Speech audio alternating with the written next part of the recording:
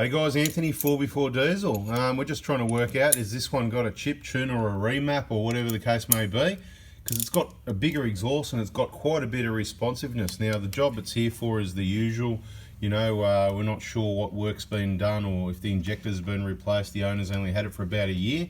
Obviously you can see some wiring problems. Let's not go there too much, but you can see those wires there, one of them hanging down there around the hot areas, wires that could get melted, but we won't go on about that too much in this video.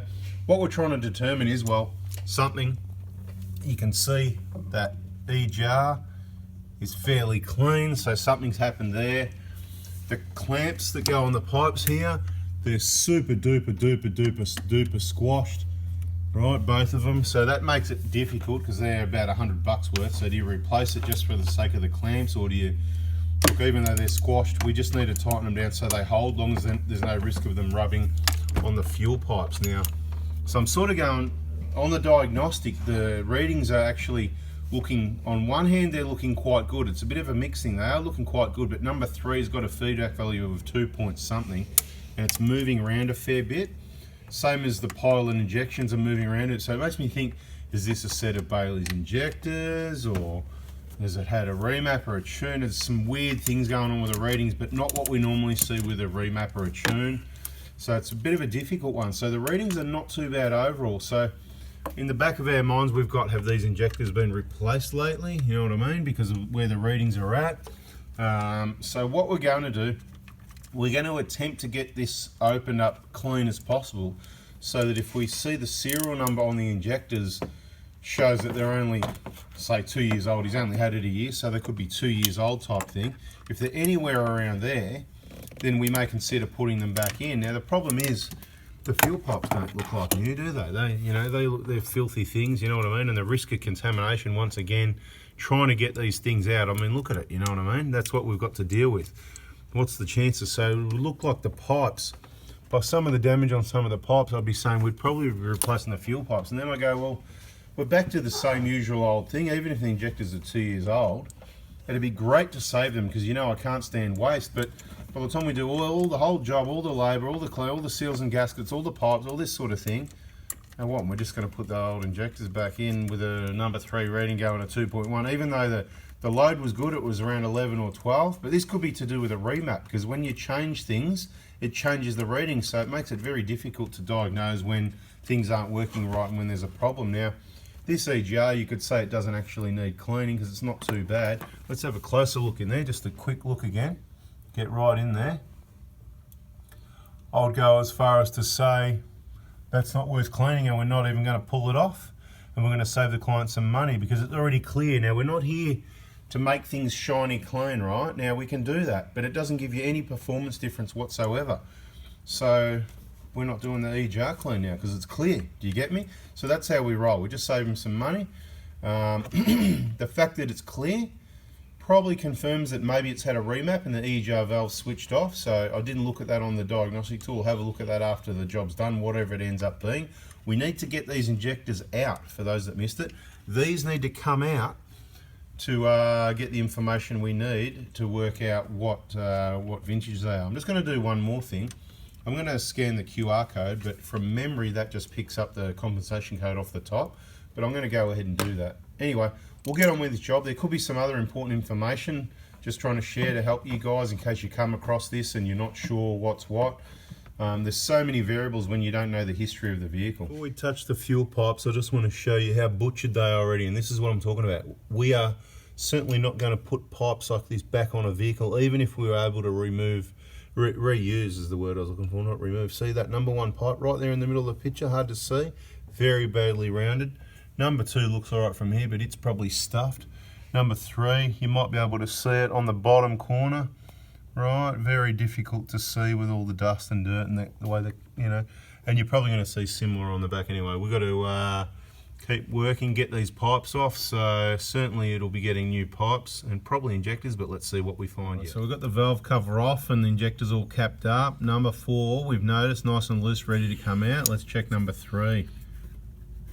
Yeah, that's tight, mate. This is not good. This is what I'm saying, it's always unknown. Number 2's loose. That's how they should be, like that.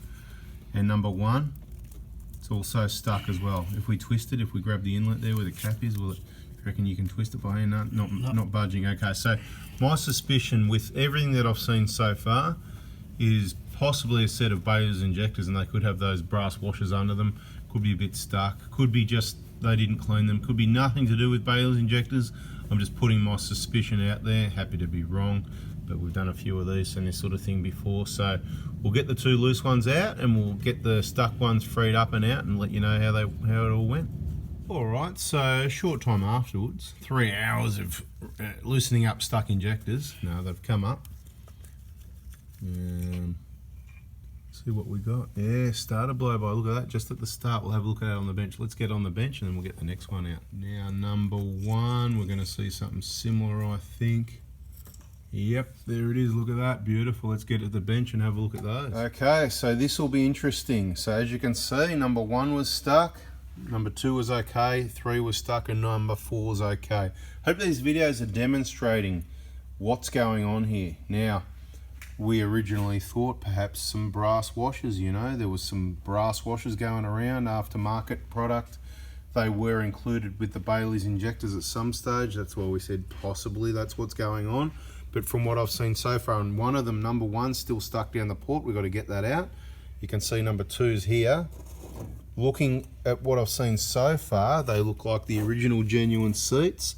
And once we get these off, we'll clean it up and see if they didn't clean the ports properly. There's got to be a reason. These are very old injectors. Look at that, 12K, mate. Yep. So we've got to have a look at the dates of these. Okay, some very interesting information. So we've confirmed all the serial numbers, and these injectors were built in December 2007, so they are very old. So this is where I'm always saying, you know, diagnostic, looking at those diagnostic readings, and I just want to show you something else while we're at it because it's distracting me. See these? If people over tighten them, you've basically just got to turn the bolt and lift the plastic up. We'll get that off afterwards with some vice grips or by putting that in the vice, whatever. And we need to glue that piece into the valve cover as soon as it dries. This is all, there's so much information included in the VIP group in those videos, and I highly recommend anybody, whether you've got your injector kit off me or not, you really want to be in that VIP group to watch all the videos, and don't just get your kit off me and get in the VIP group and watch one video or half a video.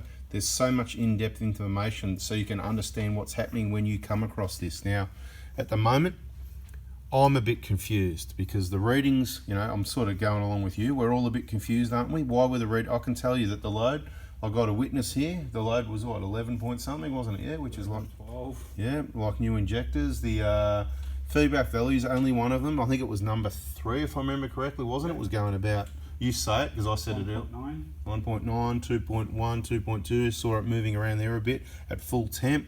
The main injection period was a little bit jumpy, but it wasn't going, you know, the 800-900 we'd expect at these sort of cases. So what the heck is going on? So maybe, you know, look, these are all built the same month, so there's a possibility. So with the Bailey's injectors, what they do, they're just rebuilt injectors and they're random injector bodies. So normally they'll have different serial numbers and there'll be a mix of all sorts of things. Usually there's a possibility these are still Bailey's and they just put the same, you know, good batch, whatever. So old 15-year plus solenoids, old worn injector bodies. Maybe somebody put some new nozzles in there because you can change these nozzles. I'm not saying that's fixing your injector, but it can fix a lot of the problems. So maybe someone's changed these nozzles. Maybe someone's put 30% nozzles because the thing goes really well. We don't know if it's had a remap or not yet. It's going to be interesting to see what happens with the diagnostic readings after. We will be replacing the injectors, obviously, because these are very old. So back to plan A, as much as we thought, you know, keep them clean and that, because we might need to save them, that sort of thing. And we need to get to the bottom of why this has happened, because I didn't actually release the injector clamps on this. When you undid the injector clamps, did they feel normal or loose? Number 1 was over-tightened. Over-tightened. So number 1, this one, was over-tightened and it still leaked. Wow, that's interesting. So we'll have to analyse the seats when they come out. We have to have a look how clean the ports are. Maybe there was blow-by before. You know, you can see it's just starting. This is a good situation because I've explained it before. Let's just do it again quickly. Now, what you'll see here is difficult to see. Let me get rid of that. That'll be better. There we go. There we go. Natural light. Right, see this O-ring? That'll have gone hard it'll be on the way. Oh, it's not bad at the moment. That's why it hasn't let go yet. But this one, yeah, no, that one's still.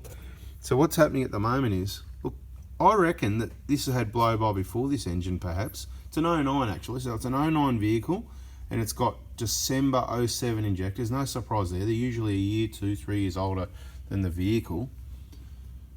But this is quite dirty here. So is that because, is that dirty? Look at that. Hold the finger still, hold the finger still, hold the finger still, hold the finger still. The finger's excited. Anyway, right?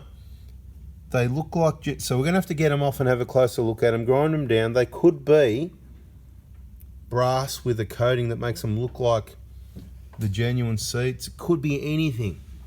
So when we cracked them loose, they all felt pretty even, or number one was tighter, yeah? Just number one, the rest was tighter, the rest was not, felt normal, yeah, okay. Right. Yeah, well, we're going to have a think about this, do some bit of homework here, and we'll come back to you and let you know what we think, what we find. All right, the conclusion. Well, it's not the conclusion to the whole video, but the conclusion. So, given the fact that they are December 07 built injectors in an 09, they're about the right vintage for the originals, so we believe they're original injectors. Given the fact that there's blow-by on 2 of the injectors at 213,000 Ks, which is why we say 7 years, 170 is your limit. Usually they last a bit longer than this. You know how that magic 230,000 K mile marker that we always talk about, where we see vehicles by then the oil pickups blocked? Well, that's exactly where this one would have been. So more evidence again. So what I'm getting at is these seats, right? They all look genuine and original, right? It's a bit trying to get the light and the focus right, but trying to show you a good look at those. There you go. They are, we ground a little bit off one, that's what that is. But the key indicator here, these are the original injectors and they've never been out, is my conclusion, right? They have never been out, is the erosion on these seats. Now, like I said, we've seen these, we've seen a few of these before, right? What's this, the last week or month? Just a few of them. We've got a bigger bucket somewhere else, but you've seen that before. That's all pretty boring. Well, at least it is to us, but we've just got to show you that to let you know that, you know, we've got a bit of experience with this, so that so hopefully we can get a little bit of credibility that we know a little bit about it. And what I'm telling you, looking at that right there, that is eroded as heck. That's 200,000 Ks of erosion. So now that it's clean, we can see that. I can confirm these injectors have never been out. If number one was a little bit tighter than the others, then that was just a coincidence, or the valve cover's been off before, that's for sure, okay? So I can't tell you that other things haven't happened, because the valve cover's meant to come off a valve clearance check, so they probably would have done that. Look, what I can't explain, and this is why you've got to replace them as per the kilometres based on averages, why the readings, and I'll completely telling you straight, the readings were really good for injectors that are, what did I just say? 14, 15 years old. I mean, the car's 13, so they've been used for 13 years and over 200,000. The readings were absolutely amazing. Now, which one was it that was having the compensation code fluctuating? That could have been this one, number 3, and because of the compression leak, messing with that. There was a few other readings jumping around a bit, so the injectors weren't working right, but to most people, they'd look at the diagnostic and go, yeah, no, they're pretty good. Now, later on in this video, what we might do is strip down one of these injectors and show you that, and you'll be able to see with your eye or with a camera the detailed wear on the internal components of these injectors, and they are not working right, okay? Now, they were still working very well. The engine ran really well, but it doesn't take much, and you won't necessarily know about it. So on these 120s, these type injectors and the Hiluxes up to 09, September 09, I'll say that type of injector, the ones that start with the number 13 on top on the compensation code, they want to be changed every 150,000 Ks regardless of age, in my opinion. If you do really a lot of highway Ks, 50,000 a year, you might get 200,000 Ks, 4 years, right? So there is some variables there. The later ones that are full DLC, and they weren't all full DLC, they changed at about 13. There's more detail of that in other playlists, injector information, all that sort of thing. Those ones, I'd love to get 200,000 Ks out of them, but this is our problem right here. How long do these seats last? They generally last. That's why I say 7 years, 170 to be safe. So you're changing at 170 for the seats, but if we've done the job, it's an awesome job I'm pretty confident that if you're doing high Ks, you're going to be able to get 200,000 Ks out of these seats, okay? And that's when you do the whole job and freshen up the injectors anyway, because as we said before, the nozzle needle's in there, where even on the later ones, the DLC coated ones, right? Not as bad as these, let's say, you know, they're better. Anyway, waffle, waffle, waffle, this guy talks too much. There's the information. Original injectors, never been out, original genuine seats. You can see the erosion on them, right? You can see that erosion right there. Have a good look at that. 200,000 Ks of erosion. That works really well, doesn't it? Not bad. Anyway, new injectors going in, new seats and all that, all the new gear. It'll be beautiful afterwards. I can't explain why the readings were so good as what they were. I really can't. And I was wrong. It's not a set of Baileys and it's not brass washers or anything like that. Didn't say it was. I said I suspect, right? But I was wrong. My suspicions was wrong. And this is what we have found. And that's absolutely what it is. So freshies will go in and yeah, don't rely on diagnostic readings alone. Replace injectors based on averages. You don't get your engine oil tested before you change it each time, do you? You do it on averages, every 5,000 or 10,000, depending what your schedule, how good, how clean you want your oil to be. And it's the same with injectors. Some people tell you change them every 100,000. That would be a waste of money. Don't do that with these. You're changing them at 100,000 if they're 10 years old because of the age of them, because it means they've done shorter trips, more warm-up cycles, more movement between the alloy and the copper and the steel and all that sort of thing, more erosion under the seats here. So 100, 120,000, 130, 140 maybe if they're 10, 11, you know, you're pushing it. And again, it depends what year, whether we're talking an 05, 6, 7, 8, 9, or a 10, 11, 12, 13, or a 14, 15, you know, and so on. So all the old ones, they certainly need to be done. If you don't know the history, this is what you could be looking at. So as far as I'm concerned, this is another engine saved. We just saved another 15 grand by getting this job done. It's going to be better for people's health because it's going to be running cleaner. It's going to be better for people's health, better for the environment, better on the fuel bill, and it's just going to, you know, it's beautiful. Anyway, if there's anything else, we'll add it in the video. If there's not, subscribe, turn the bell on, smash that like button if you learned something. Catch you guys. Little bit of bonus info. We're just analysing this valve cover because we give it a good wash and then a good check now. People have, like I said, the injectors hadn't been out, but the valve cover's definitely been off a few times, I reckon. Pipes butchered, bolts over tightened, all the usual sorts of stuff. We won't go through it, but what we're talking about here is, see that crack there? What are we going to do about that? So these covers, they're 350 bucks. We could replace it or give the customer, of course, the option to replace it. But there wasn't a big oil leak or big sweat around there. Sometimes these cracks do cause, it's only ever a sweat worst case scenario. In this case, it wasn't there. So what we're going to do, we've cleaned it. We think it's okay. The crack's on the outside. We don't believe oil's going to leak out or sweat at all. It wasn't before. You never know, could get worse because obviously we've got to tighten it down again. Worst case scenario later, we'll just put a little bit of that RTV over the top of it to seal it. But it's only ever a really minor sweat anyway. So for 350 bucks, we're going to risk it for the biscuit. All right, anyway, just a quick finale here. We'll finish it off. We're just getting it all back together. So we're going to go ahead and do that. The only other thing I'd mention is we zip tied some wires that were hanging down out of the way at the back there, but there's a lot of wires that need tidying up. The usual message, run all your wires neat and tidy. See this terminal here, the whole, see that bolt underneath? It was all the way down before the wing nut went on, you know, you need to take all that off.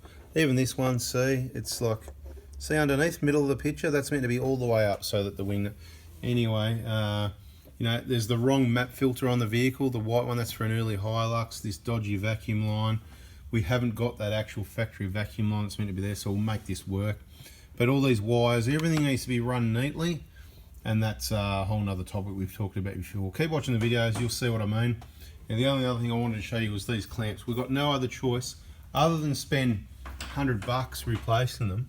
So the clamps, how they're really squashed, that's how they were, whoever worked on it before. So sometimes we can straighten them out and reuse them and that sort of thing, but what happens is you fix them up and they just end up loose and you've got to sort of re-squash them again. So they're meant to be 5 Newton meters, but we just do them up tight enough so they don't slide up and down the pipes, and do a good inspection on them and make sure there's enough rubber left there that the metal is not going to make contact with the pipe is the main thing. So that's your final warning. Why you should wait till the end of the video, because if you miss that and you reuse those clamps and you tighten them down and that metal rubbed on the clamps could leave you stranded somewhere, quite inconvenient having to replace the fuel pipes again. Anyway, thanks for watching. I'm out of here. Smash that like button and subscribe, turn the bell on. Catch you on the next one. See ya.